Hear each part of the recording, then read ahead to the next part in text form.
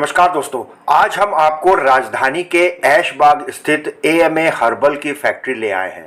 आज हम बात करेंगे सीईओ यावर अली शाह जी से और जानेंगे कि रोजमर्रा के जीवन में खतरनाक केमिकल रंगों के उपयोग से कैसे बचा जाए और एएमए हर्बल ने जो अमेजिंग फार्मिंग के जरिए नील की खेती शुरू की है वो किसानों के लिए किस प्रकार लाभदायक है। इसके साथ हम ये भी जानने का प्रयास करेंगे कि उत्तर प्रदेश में नील यानी इंडिगो के उत्पादन से अर्थव्यवस्था को कितना फायदा होगा। लखनऊ वालों के लिए ये बहुत गर्व की बात है कि राजधानी की एएमए हर्बल न केवल देश की बड़ी कंपनियों को बल्कि 2 दर्जन से ज्यादा देशों को हर्बल उत्पाद उपलब्ध करवा रही है। तो आइए जानते हैं, क्योंकि आज़ादी से बहुत पहले नील की खेती की तो बड़ी चर्चा हुई, लेकिन उसके बाद ये नील कहाँ गायब हो गया किसी को पता नहीं था। कुछ ऐसे ही रोचक तत्व आपको आज की इस बातचीत में जानने को मिलेंगे। तो आइए एक मुलाकात करते हैं और जानते हैं यावर अली शाह जी से। AMA herbal laboratories natural dyes बनाते हैं और इसके लिए हम सारी दुनिया में जाने जाते हैं। हमारी डाइज में एक बहुत इंपॉर्टेंट रंग है जिसे हम नील के नाम से जाना जाता है, जिसे हम इंडिगो कहते हैं अंग्रेज़ी में। और इसकी बहुत ज़बरदस्त तारीख़ है। अगर आप रंगों को देखें तो जब तक 1856 में केमिकल डाइज का इन्वेंशन नहीं हुआ, उससे पहले जितने भी रंग थे सब नेचुरल हुआ करते थे और इंडिगो उसमें बहुत लीडिंग रंग समझा जाता था। और अंग्रेज़ों के ज़माने में जब इंडिगो जो था वो सबसे ज़्यादा इंडिया में ही बनता था, और आज भी क्योंकि इंडिया की क्रॉप है और सबसे डीप कलर इंडिया की ही क्रॉप का आता है, अंग्रेज़ इंडिया से लिया करते थे। और आपको ये जान के हैरानी होगी कि जो इंडिगो आज हम एक्सपोर्ट कर रहे हैं $38 1 किलो में, वो उस ज़माने में जबकि 1800 में उसको $80 $90 का 1 किलो एक्सपोर्ट किया करते थे। और इसमें जो सारी क्रीम थी, जो मेजर मार्जिन थे, वो सब अंग्रेज़ ले लिया करते थे और जो हिंदुस्तानी किसान थे बेचारे, उनको पीनट्स मिलते थे। यही वजह थी कि गांधी जी ने एक मूवमेंट चलाया और उस मूवमेंट पे अंग्रेज़ों के चंगुल से इनको निकालने के लिए एक इंडिगो मूवमेंट का नाम दिया गया। और उसमें बताया गया कि ज़मीन ख़राब हो जाती है, हालांकि एक्चुअल उससे अलग है। बट गांधी जी का पर्पज़ अंग्रेज़ों के चंगुल से किसानों को छुड़ाना था, जिसमें वो कामयाब रहे। और उसके बाद इंडिगो की खेती धीरे धीरे कम होती चली गई और केमिकल रंगों ने दुनिया को अपने आप से रंग दिया। लेकिन केमिकल रंग बनाने में बड़े नुकसानात हैं और बड़ी परेशानियां हैं। एक तो कॉस्ट तो खैर जो भी है, और फास्टनेस है, वो सब अपनी जगह पे इफेक्ट होती है। उसकी कॉस्ट सस्ती होती है और लोग इसीलिए उसकी तरफ जाते हैं। बट अगर हम पर्यावरण को देखते हैं, एनवायरनमेंट को देखते हैं, तो 1 किलो सिंथेटिक इंडिगो बनाने में 10 किलो 800 ग्राम केमिकल कार्बन डाइऑक्साइड प्रोड्यूस होता है। और वो कार्बन डाइऑक्साइड ग्लोबल वार्मिंग बढ़ाता है और ग्लोबल वार्मिंग से हमारे साथ जो आजकल नुकसानात हो रहे हैं वो सब होते हैं। अगर हम नेचुरल की बात करते हैं तो 1 किलो बायो इंडिगो जो हम बनाते हैं उसको बनाने में 680 ग्राम कार्बन फुटप्रिंट कम होता है। तो एक इंडस्ट्री वो है जो 10 किलो बढ़ा रही है 1 किलो पे, और हम वो हैं जो 600 ग्राम कम कर रहे हैं 1 किलो पे।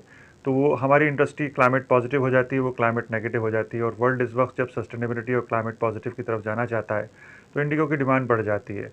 लेकिन अब जबकि इंडस्ट्री इसको चाहती है लेना, तो हमारे लिए सबसे बड़ा परेशानी आ जाती है कि हमें कल्टीवेशन करना है, हमें इसकी पैदावार को बढ़ाना है। साउथ इंडिया में काफ़ी बड़े पैमाने पर इंडिगो की पैदावार की जाती है, लेकिन ये क्रॉप नॉर्थ इंडिया में, इवन बिहार में काफ़ी बड़े पैमाने पर, वेस्ट बंगाल में हुआ करती थी, जो पिछली हिस्ट्री है। इसका मतलब ये है कि हमारी जो ज़मीन है वो इस काबिल है इस इलाके की जहाँ इंडिगो पैदा किया जा सकता है। इस बात को दिमाग में रखते हुए एएमए हर्बल ने अपना एक बैकवर्ड इंटीग्रेशन प्रोग्राम बनाया, जिसमें हमने इंडिगो कल्टीवेशन की। लखनऊ के आसपास हम इसको करीब 3 साल से कर रहे हैं और आपको हम ये बताते में खुशी हो रही है कि अब हमने इसको इस्टेब्लिश कर लिया है। और हमने अभी इसको एक करीब 2 हेक्टेयर ज़मीन पे लगाया और उस 2 हेक्टेयर पे सक्सेसफुली इसको प्रोड्यूस किया। और जब उन सारे कैलकुलेशंस को हमने किया और हमने ये पाया कि जो किसान यहाँ मेंथा उगाता है, जो यहाँ की सबसे बड़ी कैश क्रॉप समझी जाती है, उससे 30% ज़्यादा वो इंडिगो उगाने में कमाता है। तो एक तो उसको फ़ायदा होता है, जो एक बहुत अच्छी बात है। दूसरा, पानी का खर्चा हमने कम किया, क्योंकि हमने ड्रिप इरिगेशन को और स्प्रिंकलर इरिगेशन को, ड्रिप को नहीं स्प्रिंकलर इरिगेशन को हमने लागू किया, जिससे पानी का कंजम्पशन 70% ही कम हुआ, सिर्फ 30% ही रह गया। वो एक बहुत बड़ी जीत थी। इसके अलावा हमने जब इंडिगो के साथ में को क्रॉपिंग में मेंथा लगाया, तो हमने ये देखा को क्रॉपिंग में मेंथा लगाने में जो मेंथा इंडिगो के साथ लगा, उसकी उपजाऊ, जो उसकी ज़मीन थी, जो उसकी ग्रोथ थी, वो करीब करीब 30% बेहतर हुई उस ज़मीन से जहाँ पे कि इंडिगो नहीं लगा था। और अगर हम इसको रोटेशनल क्रॉप में लगाते हैं तो इंडिगो एक लेग्यूम प्लांट है, और लेग्यूम होने की वजह से ये नाइट्रोजन फिक्सेशन करता है ज़मीन पर। उस नाइट्रोजन फिक्सेशन से ज़मीन की जो एक हेल्थ है वो इम्प्रूव होती है, और अग्री क्रॉप को फर्टिलाइज़र्स की उतनी ज़रूरत नहीं होती जितनी कि नॉर्मली हुआ करती थी। तो जो केमिकल फर्टिलाइज़र का यूज़ जिससे कि हमारी ज़मीनें बंजर होती चली जा रही हैं और हमें जो इतने नुकसान हो रहे हैं, हम उसको जैविक वे में अगर हम इंडिगो या इस तरह के प्लांट्स को लगाते हैं, लेग्यूम नेचर्स को, तो अपनी ज़मीन को की सेहत को बेहतर कर सकते हैं और केमिकल फर्टिलाइज़र के इस्तेमाल को कम कर सकते हैं, जो कि एक हमारे किसानों के लिए ख़र्चा कम करने वाली बात है कि अपनी इन्वेस्टमेंट्स बढ़े कम होंगे। एट द सेम टाइम उनके लिए एक ये बात है कि इससे उनकी ज़मीन की सेहत अच्छी रहेगी और उनका जो एक उपजाऊ बैंक है वो अच्छा चलता रहेगा और उनकी कामयाबी और आमदनी बढ़ती रहेगी। जी सर, जो किसान हमारी इस बातचीत को देख रहे हैं उनकी जानकारी के लिए पूछना चाहेंगे कि कितने समय तक ये खेती होती है और इसके साथ में और कौन कौन सी फसलों को बोया जा सकता है? अच्छा सवाल है जनाब। जनवरी में जैसी हमारी सर्दी ख़त्म होती है, जनवरी, साउथ इंडिया में तो जनवरी में सीडिंग करते हैं, लेकिन हम लोग इसको फरवरी में सीड करते हैं जब हमारी सर्दी थोड़ी कम हो जाती है। फरवरी में सीडिंग करने के बाद 3 महीने के अंदर अप्रैल एंड या मई फर्स्ट वीक में ये क्रॉप बड़ी हो जाती है और ये करीब 3-3.5 फीट की हो जाती है जब इसे काटा जाता है। इसको जड़ से नहीं उखाड़ा जाता है बल्कि एक तरह से ऊपर से काट दिया जाता है और उसके बाद ये दोबारा ग्रो करता है, जो करीब 1-1.5 महीने में फिर से ग्रो कर जाता है। तो दोनों क्रॉप एक क्रॉप आप अगर मई मिड में काटेंगे तो अगली क्रॉप आप जुलाई में काट लेंगे। जून एंड तक भी कट जाती है वो, और जून एंड में काटने के बाद आपकी ज़मीन खाली है।